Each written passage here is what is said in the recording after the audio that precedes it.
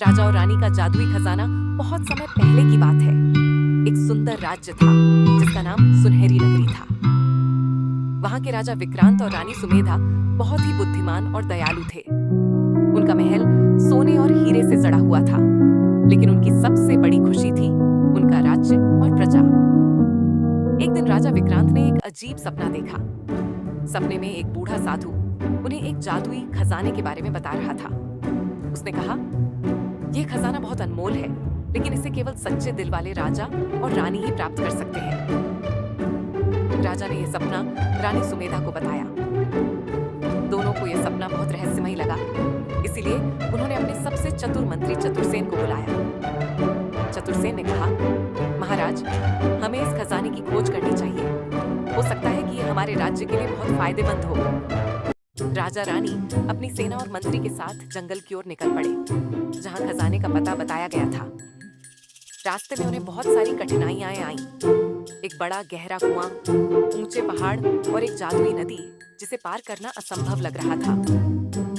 जब वे उस नदी के पास पहुंचे तो एक परी प्रकट हुई। उसने कहा, यह जादुई नदी केवल उन्हीं को रास्ता देगी जो दूसरों की मदद करते हैं। रानी सुमेधा को तुरंत याद आया कि रास्ते में एक गरीब किसान उनसे मदद मांग रहा था, लेकिन वे जल्दी में थे, इसीलिए रुक नहीं सके।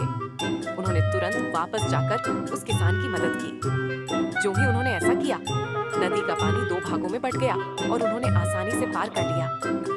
आगे बढ़ने पर उन्हें एक बड़ा पत्थर दिखा, जिस पर लिखा था, सच्चा खजाना वही पाता है जो निस्वार्थ भाव से दूसरों की मदद करता है।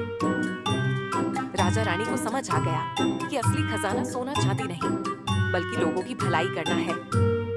उसी समय वहां एक रोशनी चमकी और साधु फिर से प्रकट हुआ।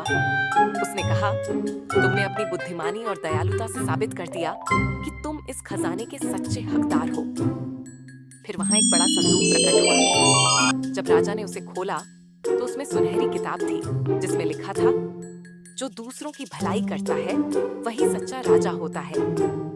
राजा और रानी ने यह सीख अपने राज्य में लागू की और उनका राज्य और भी खुशहाल हो गया।